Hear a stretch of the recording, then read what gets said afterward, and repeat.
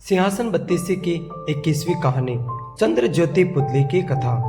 इस बार भी राजा भोज सिंहासन पर बैठने के लिए आगे बढ़ते हैं और तभी 21वीं पुतली चंद्र ज्योति वहां प्रकट होती है। चंद्र ज्योति राजा भोज को रोकती हैं और साथ ही उन्हें राजा विक्रमादित्य के गुणों से जुड़ी एक कहानी सुनाती है जो कुछ इस प्रकार की है। एक बार राजा विक्रमादित्य ने राज्य में एक यज्ञ कराने का सोचा। वह उस यज्ञ से चंद्रदेव को भी बुलाना चाहते थे, लेकिन वो इस सोच में पड़ गए कि आखिर चंद्रदेव को बुलाने कौन जाएगा। कुछ देर तक सोचने के बाद उन्होंने इस काम के लिए अपने महामंत्री को चुना। राजा ने महामंत्री को अपने पास बुलाया और अपने विचार प्रकट किए। तभी एक नौकर दौड़ते दौड़ते वहां पहुंचा। नौकर को देखकर महामंत्री उसके पास गए।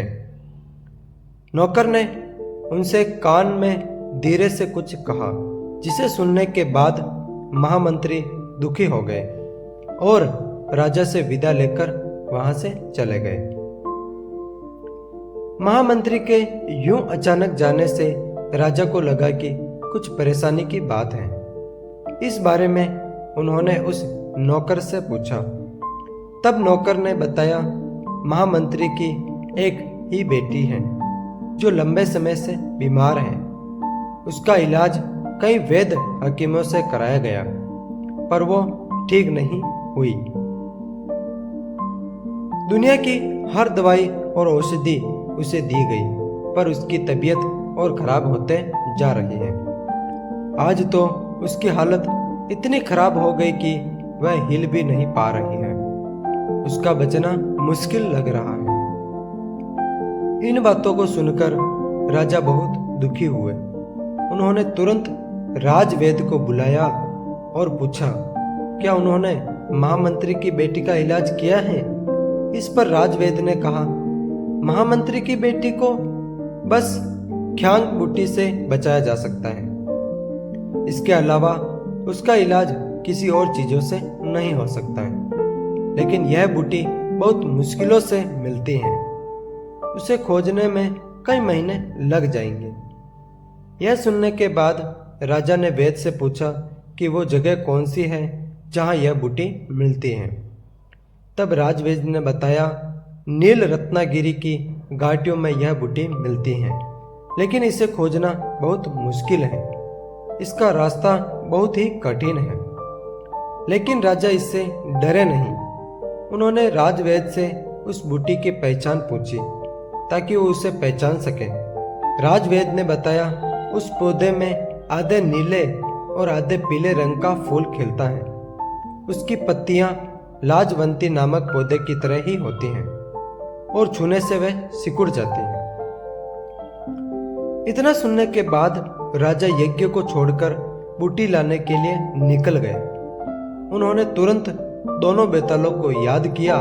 बेताल उन्हें लेकर नील रत्नागिरी पहुंचे।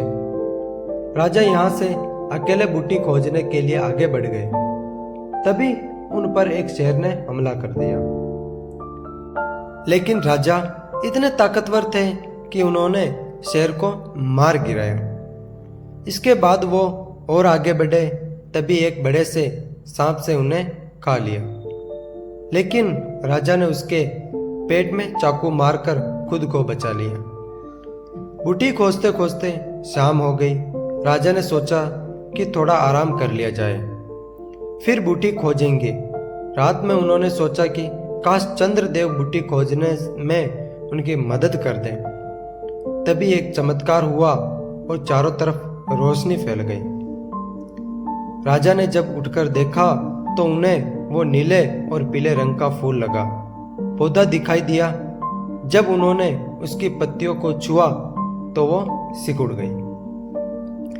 राजा को समझ आ गया कि यह वह बूटी है जिसे वो ढूंढने आए थे।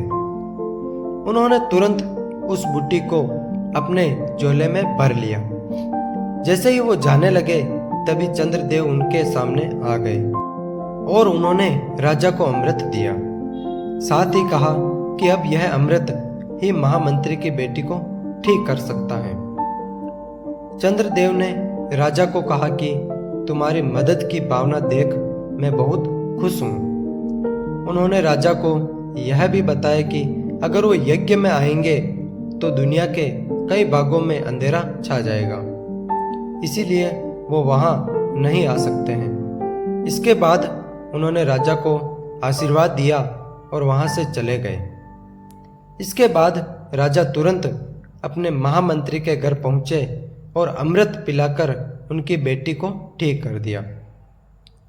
इसके बाद महामंत्री खुश हो गए और उन्होंने राजा को धन्यवाद दिया। कहानी समाप्त होते ही 21वीं पुतली चंद्रज्योति ने राजा भोज से कहा कि अगर आप में भी राजा विक्रमादित्य की तरह हिम्मत और अपनी प्रजा के लिए प्रेम की भावना है तो ही इस सिंहासन की ओर आगे बढ़े। यह कहकर चंद्रज्योति वहां से उड़ जाती है और राजा भोज सोच में पड़ जाते हैं। इस कहानी से सीख, हम इस कहानी से कुछ सीख लेने के लिए आए हैं, तो इस कहानी की सीख यह रही। इस कहानी को सुनने के बाद बच्चों हमें यह सीख मिलती है कि हमें हमेशा दूसरों की मदद करनी चाहिए, जैसा इस कहानी में राजा ने मंत्री की बेटी के लिए किया था। तो इसी के साथ मिलते हैं अगले नेक्स्ट वीडियो में। तब तक के लिए जय हिंद, जय भारत। अगर कहानी अच्छी लगी हो तो लाइक, कमेंट, शेयर करके इस चैनल को सब्सक्राइब कर देना, ताकि हमारे द्वारा जो भी नए वीडियो का नोटिफिकेशन हो वो आप तक मिल सके।